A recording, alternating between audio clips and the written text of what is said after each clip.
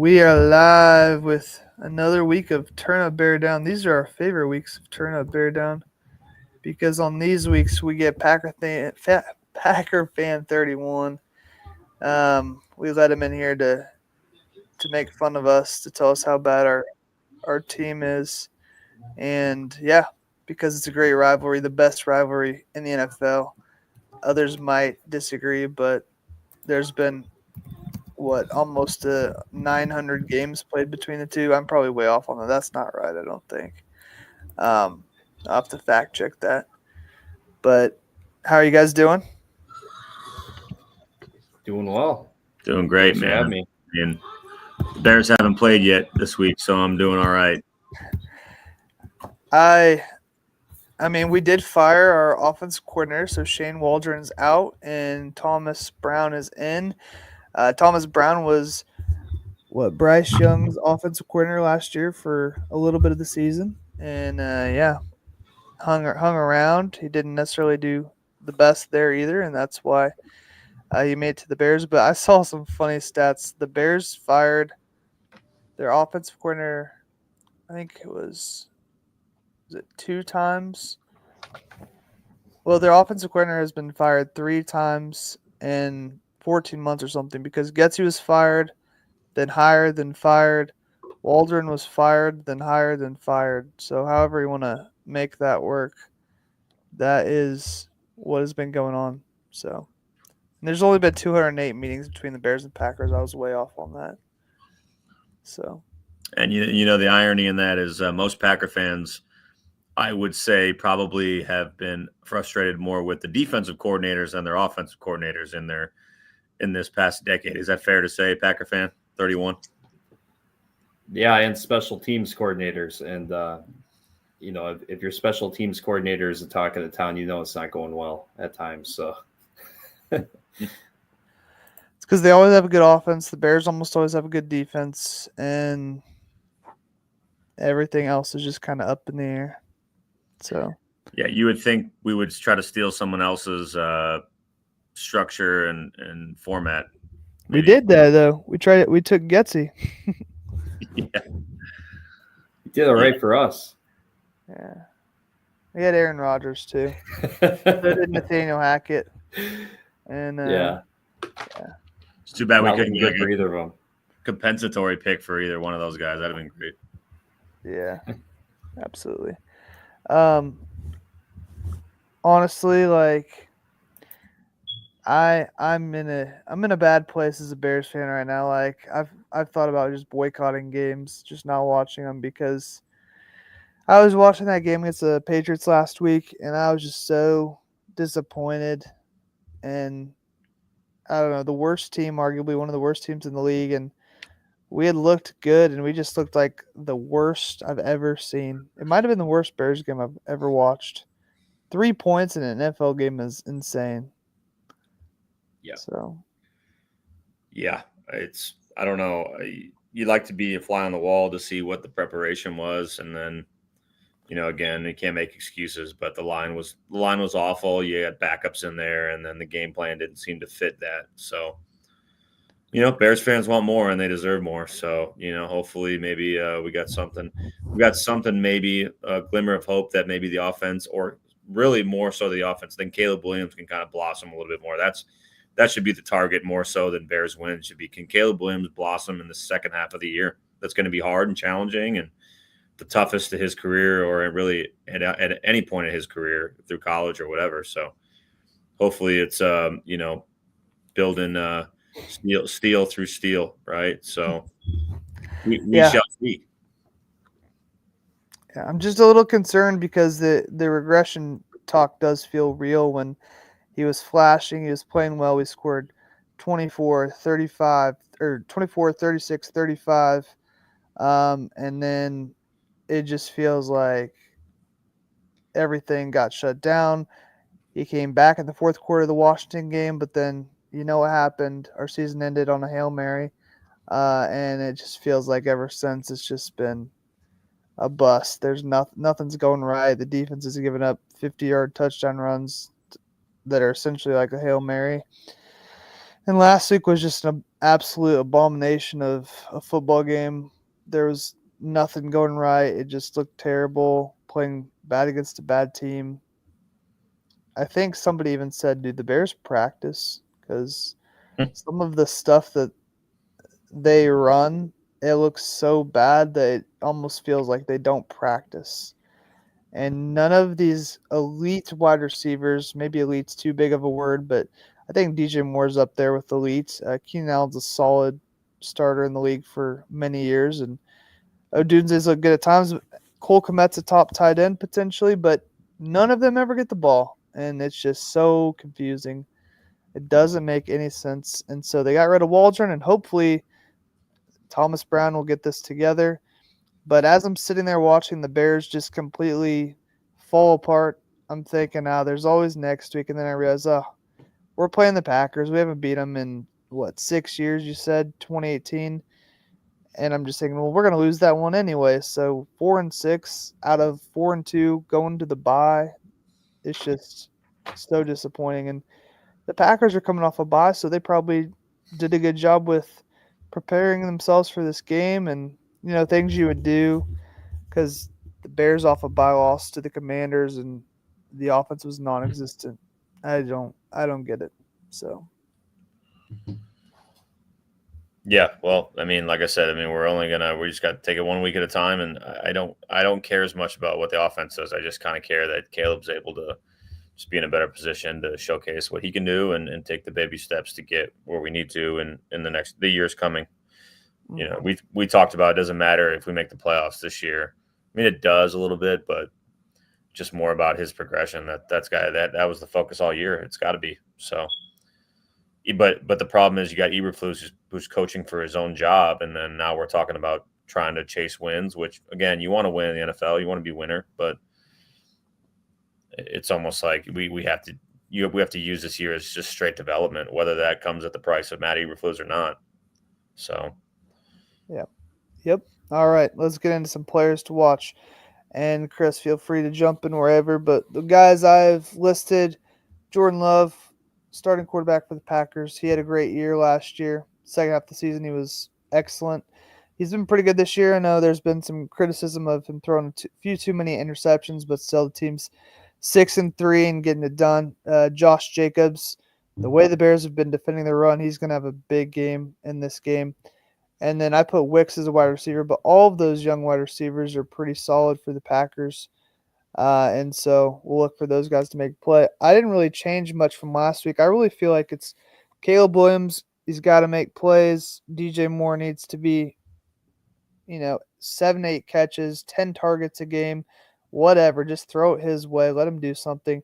And then I was a little bit funny here. I said any offensive line player for the Bears because last week, as bad as the line was, they were missing 4 starters on that offensive line. Everybody except for the center was a backup. So it does make sense that there was nobody to protect him. What do you guys think about some of these players or guys I didn't talk about that I know we should be talking about? Yeah, if you want me to start on the Packers side, so the 3 guys that you picked, I picked 2 of them. Obviously Jordan Love, it all starts with him, and like you said, he's missed a couple of games this year, but still somehow, in Green Bay, we're not used to having a quarterback that's up there in the league lead for interceptions thrown, and he's thrown some big ones. And the one at Detroit against Detroit a couple weeks ago was so frustrating as a fan because he made that same play against the Rams a few weeks prior to that, right? And it just appears that he's making the same mistakes over and over again. But the big playability is there, right? So he is the franchise quarterback. He's the quarterback of the present, the quarterback of the future. So hopefully he starts to limit those what I would classify as careless mistakes, because you can't throw a pick like that as you're throw the ball out of bounds. Don't roll to the right and throw a dump off pass to an outside linebacker for an easy pick six. You can't get away with that against the Lions. You can get away with that against the Rams. And right now, when you look at the Packers going into the season, I was hoping that they would be fighting for the division. The Lions are just running away with this thing. So reality is that we're a wild card team. These are important games. The Packers have not won a divisional matchup yet this year. They're 0-2. Lost 2 home games to the Vikings and the Lions. So it all starts with Jordan Love. And then secondly, you hit the nail on the head with Josh Jacobs. He's in the league lead, number 4 from the top running. He's at rushing yards. He has 762 yards rushing this year. He's been a welcomed addition to the team. He's not Aaron Jones. He's a different kind of back, but it's been fun to watch him. Wicks, that's a guy that Love is hoping to reestablish a connection with. There's been a lot of focus on working Romeo Doubs into the offense, getting more reps for him. Obviously, Jaden Reed is a very dynamic player in his own right, and Tucker Kraft is a great tight end. So there's only one football out there. Wicks has that big playability. The only person that I put, and you're going to laugh, I was mentioning special teams earlier. I put Brandon McManus as a key to the game. And, when you have a kicker like we had last year, Anders Carlson miss a big kick. It's the reason why, a team loses a playoff game in San Francisco.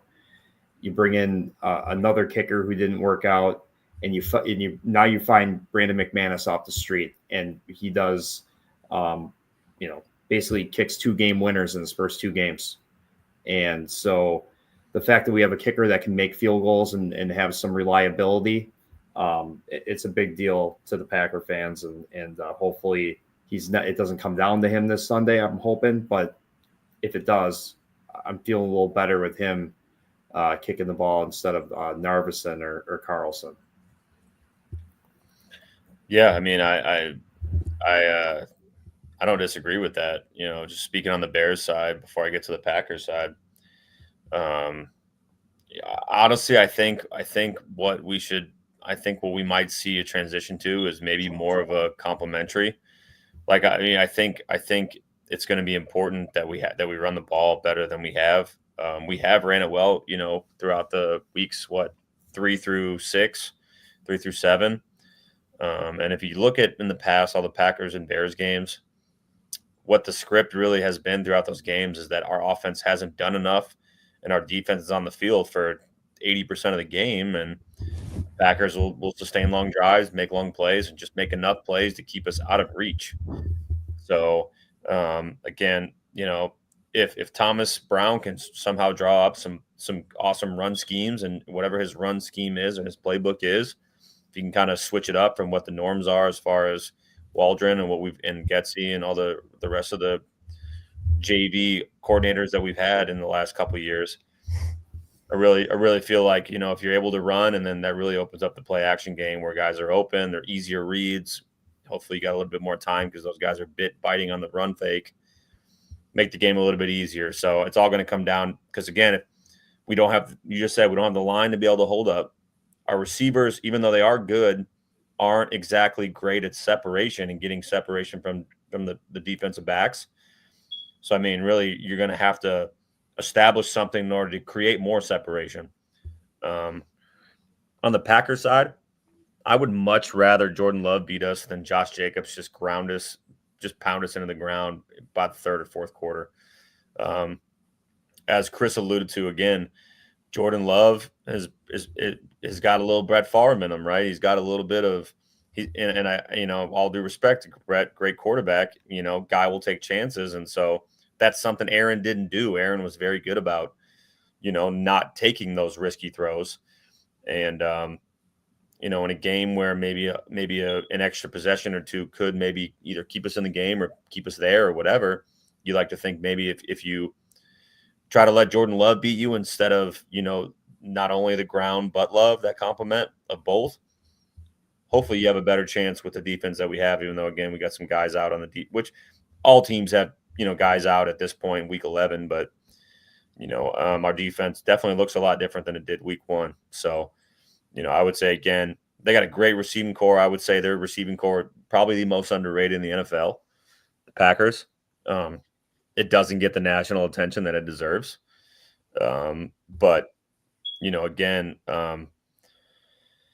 if we're able to just at least stop Josh Jacobs or get them more into the third and longs, then I think our defense has a better chance of getting off the field, and hopefully that means to give more, our offense some more looks and some more possessions. So those are the guys that I had, and like I said, I think that running DeAndre Swift is in there. That's going to be a huge game. Can he help us in the pass? Can he help us catch some balls underneath? Can he help us in the screen game? Anything with quick completions when you're talking about a poor line and not enough time, you got to get the ball out quicker. So that's going to be a guy I really look at, and hopefully he helps me in fantasy. Kind of need him this week. Hey, Chris, so I put Wicks on here, but like all the receivers are pretty young. Who do you think would be the top receiver for the Packers? Because when I watch the Packers play, I just feel like you got Dobbs, you got Wicks, you got Watson, you got Reed. You could throw in Tucker Kraft. I know he's not a receiver, but he's a tight end, and I picked him up on fantasy, and he has been playing really well for me on fantasy. But he was like the go-to guy for the Packers in the air. If you're talking about like who fits the mold of a number one receiver in the offense, it's probably Romeo Dobbs right now. There was a situation earlier this year where he, it was kind of speculation that he sat out a game. He was suspended by the team for the Rams game because he was unhappy with his role in the offense. And in the following week, he came back and he was the focus of the offense. You could tell they made a concentrated effort to get the ball to him. So he would be the number one. But then you also got a guy like Jaden Reed, who you'll see him run a lot of motion pre-snap, and they'll do kind of gimmicky plays with him. They'll run jet sweeps to him. They'll, find unique ways to get him the ball. And then you always have that over-the-top deep threat of Christian Watson, right? Like he's healthy this year. And so Wicks he's a route runner that his skills route running are probably more like Devontae Adams than any of the other receivers, but he's had some drop issues this year. But he gets open. I should have just put Packers wide receivers in that spot. Now that I think about it, and I looked up the stats of all of them, and like all of them have multiple touchdowns, over a couple hundred, some 300 yards receiving. So it's Jordan Love's definitely spreading the ball around and finding those guys at different times a lot. Unlike the Bears, they just don't get it to their playmakers. So anyway, and they're all young. They're all like half the age of Keenan Allen. So it's crazy. Yeah, it is really crazy. Okay, let's talk about the path to victory. Throwing this together again. I shouldn't say throwing it together, but just thinking through some things for the Packers. I said just be steady on offense. When I think back to the last year's final game, was a really like gridlocked, tough defensive struggle type of battle game. I think the Packers won like 17-9 if I remember right, but there weren't a lot of like fireworks in that game, and it was tough. But week 1 last year, which was another one that made me question my Bears fandom, I just remember Jordan Love was just patient, spreading the ball around, just steady, doing what he needed to. Threw a couple short passes, and the guys went for like 30, 40 yards. I think Aaron Jones went for a big touchdown. That's the Packers' path to victory here. Nothing crazy, just be steady on offense. No easy scores for the Bears, which really hasn't happened for us this year. So as long as you just continue to do what needs to be done, you'll be fine. And then just sustain those drives. As long as Love doesn't throw 2 or 3 picks in this one, they should be in a really good spot. For us, we just need to find the right plays. Obviously Shane Waldron didn't work out, so find the right plays that are going to get the ball to your playmakers. Protect Caleb Williams. Don't let him go down another 9 times, or else he's probably not going to be in the game anymore. And then I put win, baby, win. I guess I stole that from the Raiders, but by that, I mean just do whatever it takes to find a way to win this game, because as bad as things have been lately, if you are able to win against the Packers, something that hasn't been done in 6 years, that would changed the momentum greatly in many ways for us. So, what do you guys think about the path to victory for each team? It doesn't have to be anything on here. You might have a different idea, but these are the ones I decided to go with. So, yeah, I just want to make note right now that the Packers defense it's going to look a little different to Bears fans. There are 3 safeties on the Packers defense this year that were not there last year who are playing at a very high level right now. So Xavier McKinney came over in a free agent pickup from New York. Javon Bullard was a draft pick, second round pick out of Georgia. And then you have Evan Williams, who I believe was a 4th round pick out of Oregon. And they're all playing at a high level right now. In fact, Xavier McKinney has 6 interceptions this year. And, he's not a dominant player that's, he's not like a game wrecker, but when the ball's up in the air, he goes and gets it. But with a guy who has 6 interceptions currently this year, I mean, there's some talk about him even being in the conversation for defensive player of the year, which I think is a stretch, but he has the stats to back it up right now. And the Packers are a top 10 defense. So they're sitting at 9, which is as close to 10 as you can get, but we're a top 10 defense. So with that, if the defense continues to play the way that they've been playing, 20 takeaways this year, 22 sacks from 13 different players, that's going to be the key to the victory, especially rattling a quarterback who got, hit pretty hard last week, right? And so the formula is simple. Take care of the football on the offensive side of the ball with Jordan Love, and the defense do their job as far as taking the ball away, and the Packers will be fine.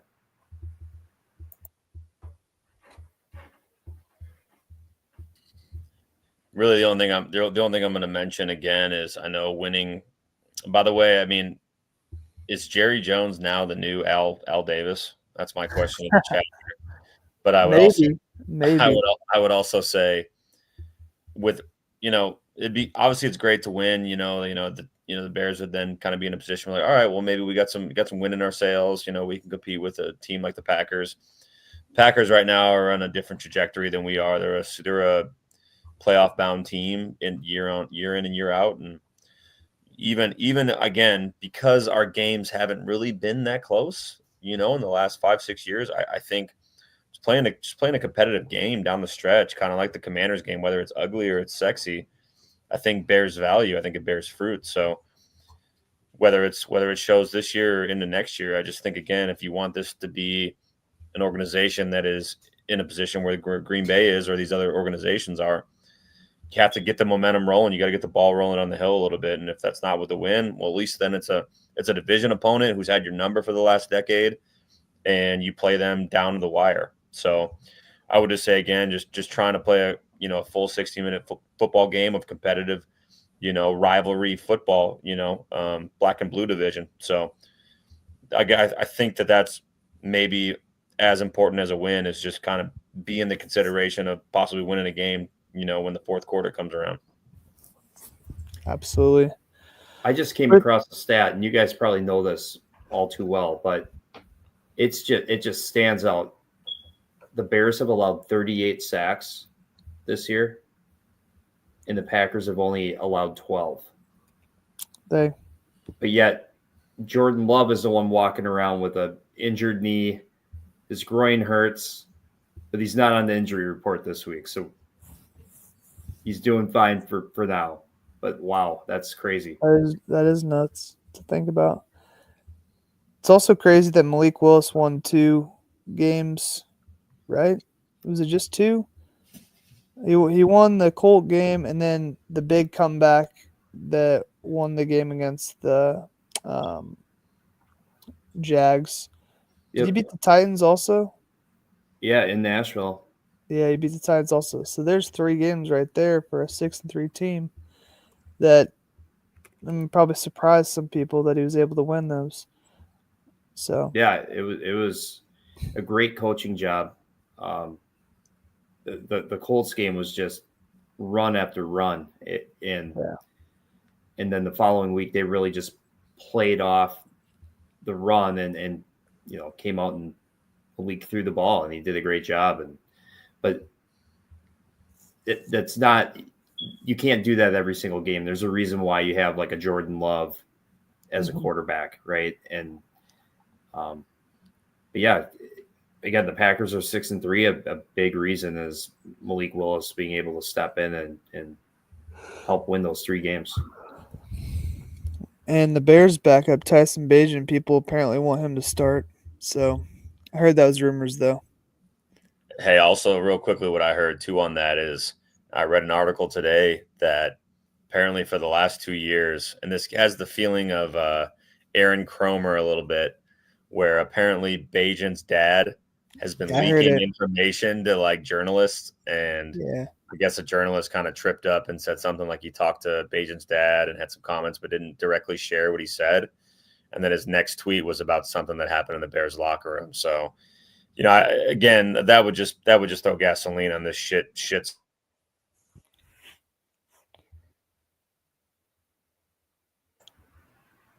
Did you cut him off, Scotty? No, I didn't. He just got cut off. Yeah. So yeah, like I said, I hope that I'm getting censored. I hope that mute. whoever owns YouTube must be a Packers fan. I hope that that's not the case, because I felt like whenever that came out with the Aaron Cromer stuff, felt like that was just the pilot light to put our organization back, a couple of years again, and just throw it back down in the trash where it apparently belongs. So I'm hoping that that's not true, but if that's the case, then that makes this even more intriguing. This whole Bears season and being on HBO, and you're starting out the season really well, and everyone being very hopeful and very excited, and for it to come all crashing down and then having people talk from inside the locker room, like I said, would feel a lot like those teams. And I'm hoping that we don't get back to that point. So just wanted to add that.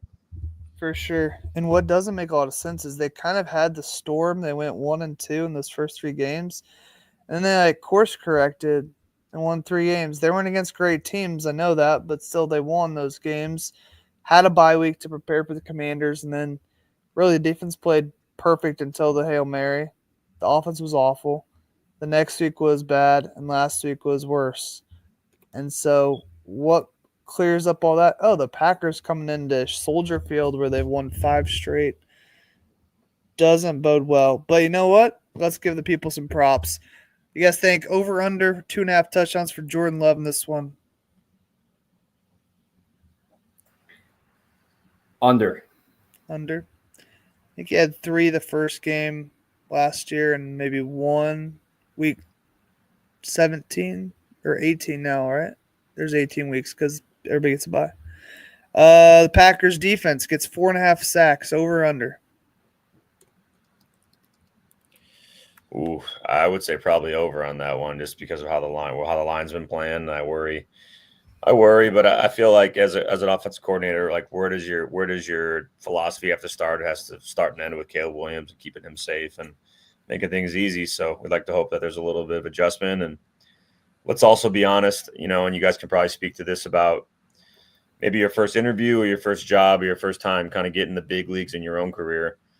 Typically when and I know this isn't his first, but it's one of his first times. Normally that's when you spend extra time, more time than you typically will down the stretch. So I'd like to think maybe some extra preparation, can make a difference, and maybe the game running a little bit smoother and how it should be. So I'm being hopeful, but I still think, probably, I don't want to see it, but probably over in that category. Packers over under 24.5 points. Definitely. I got him at 27. I have him at 24, but I could see it either way. Yeah. All right, Williams, over under a touchdown and a half. He hasn't thrown one or run one in basically since London. Yeah, I mean, you like to think that maybe he breaks out a little. I mean, to a certain point, maybe he runs one in and throws one, just because he's going to be running for his life. So yeah, I'm going to say over on that one, actually. DJ Moore anytime touchdown. What are we thinking? Maybe, but it seems like they don't even throw to like he's not their red zone priority. They throw to Keenan Allen. Seems like they like to really key in on Keenan Allen. So I'm going to say no on that. DJ Moore has not been the guy that we signed as far as how we try to treat him in the offense and make him the focal point. So no, I wouldn't take that. Yeah, that big signing over the offseason, the extension looks really bad when you don't even use them in the offense. And then can the Bears get 300 yards of offense in this one? I guess over under 300. But then you have to think about all the sack yards lost and how that takes away from the yards gained. I think they could. The Packers did hold CJ Stroud to 86 yards passing. However, that was a tight game. And if there is a situation where, if the Packers are up double digits, hypothetically, teams are known for, letting others back into it. So it could certainly happen. For sure. Pad some stats. I would say the offense hasn't shown that they're able to do that on a consistent basis. So I'm still going to go no until you show me. You can't tell me you got fake tatas unless you show me. That's the way I look at it. So until then, it's a mediocre offense. So not that I've ever seen them. I've only seen my wife's and they're beautiful. So. Well, they say that stats are a lot like a bikini, right? They tell you a lot, but not everything. Like a G-string? We're really venturing off right now. We'll have to take this one off the air. All right. I got the Packers 28-13. Even if the Bears were like 6-3 right now or 7-2, I'd still probably pick the Packers. Simply because we never beat the Packers, even when we're good. It just is a very rare occurrence lately in the last, 15, 20 years. So, yeah, we don't have the team. We don't have the team right now. We don't have the momentum. We don't have the coaching staff. Where's the edge? I mean, where's the edge? I would say not even really on special teams do we have an edge, and we've always had an edge in that capacity. And now, I mean, you look at Green Bay. Green Bay is in the top 10 in defense. You look at their points per game and stuff. They're sixth in the NFL. So I mean, they're a legit all around team. This is a really, really good team. And again, who talks about them in the national stage? Nobody talks about them, and that's probably exactly what they want. So this is going to be a tough team. This is a really tough team, like you said. Even if we were coming in hot, you gotta err on the side of, well, what have we done lately against them? The same head coach, same quarterback, a lot of the same guys. So. They got to prove it. They got to prove it to the fan base. They got to prove it to themselves, first and foremost. But I just doesn't feel like the moment where we're gonna turn this rivalry around. I agree with the Packers win, but honestly, it is kind of a bummer that we can't go into the game all optimistic about the directions our season is headed, right? And I think it's better when both teams are competitive. Obviously, this is the toughest division in football this year, with Bears being 4-5 and the Vikings, Packers, and Lions all being in the playoff conversation currently, right? The Packers are good. I think the Bears definitely have talent and can string something together. It's a very tough schedule down the stretch, like what Mr. Kevin Butler is greater than Green Bay said earlier. Take it one game at a time. But I think the Packers win. I have 24-14, but come on. Enjoy yourselves out there. Keep your heads up, boys. Come on.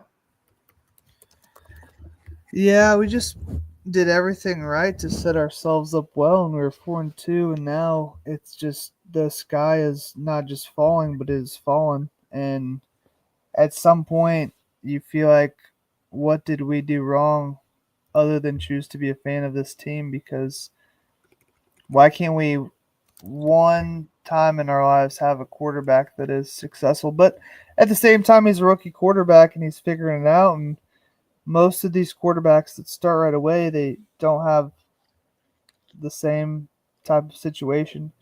I think there's a lot of pressure too with the Packers being 6-3, the Vikings being 7-3, the Lions being 8-1. That we can beat the other bad teams. Well, we didn't beat the Patriots, but then we got to play all these teams anyway. So even if we were 10-7, 9-8, we still might not have made the playoffs because of our divisional teams, and we're just not quite there. There has to be a better offensive line. There's a couple things missing. The quarterback's got to clean up some things, but it is what it is. Yeah, I got Bears 13, Packers 27. So, like I said, I mean, it's been Santos is going to have a good day. I think McManus gets a couple field goals too, and I think the Packers offense just does enough again to, get out of there, get out of Soldier Field with a victory. And personally, I'm glad that Jordan Love is lacing up his cleats rather than Mr. Aaron Ayahuasca Rodgers. So that makes me feel better. At least I can sleep better at night knowing that I'm not going to have to see his behind do the championship freaking Super Bowl thing or flip mothers off in the crowd. He hasn't done the belt in a while. I don't think that's going over very well in New York. The discount double check. I'm kind of hoping Matt has a couple AA batteries where he can go and fix that smoke detector that keeps going off. No, it's like Hallis Hall. The fire's about to start here. It's already begun. Begun. Got smoke up to my neck. Here's the question then: is if the Bears just look awful this week against the Packers, does Eberflus stay as coach, or maybe just does he stay the coach the rest of the year? Bears have never fired in season. Yeah, I don't think he does. I think he survived to this point. I think they're going to ride it out because that's how they are. They call themselves a classy organization. I'm not saying that they're not, but I think that's part of their SOPs where they're just like, no, we'll stick it out, and then we'll fire him on Black Monday, and then we'll go ahead and we'll bring in a couple guys into our office that are great candidates, and we'll pass them over, and we'll hire Brian Kelly from LSU to come revitalize our offense and our organization. So, Ben Johnson from the Lions, or Bill Belichick comes in. I saw one for the Titans' old coach too. I can't think of his name right now. Vrabel. Mike Vrabel. Vrabel coming in, being a motivator, getting some guys fired up. Or maybe we should just hire Caleb Williams' dad. I mean, either hire him, Jack Del Rio, John Gruden. Yeah, or hire Caleb Williams' nail artist. I mean, one of the two. But Rex Ryan. I saw leg tat. I calf tat. I saw something where it was Mike Vrabel, head coach, and this probably can't happen. Brian Daboll, offensive coordinator, and then you either got Ron Rivera or Robert Saleh as your defensive coordinator. I feel like that's the pipe dream of some quality coaches that are out there in their specific area. But obviously it's not going to happen. But at least to get one or two of those guys, you'd like to think that you'd feel better about Eberflus walking and the defense not taking a huge step back. So anybody but someone from the Ryan tree, please.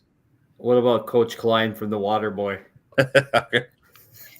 I'll tell you, at least there'll be more creativity. Mr. Coach Klein. Maybe that's what's happened. Shane Waldron's plays are getting stolen by other coaches. So, all right, well, that'll do it for this Packers-Bears edition of Turn Up Bear Down. Always a good time to be bringing you the Bears-Packers. We'll see you next time. Did you say Klein or did you say Roy Orbison? I don't.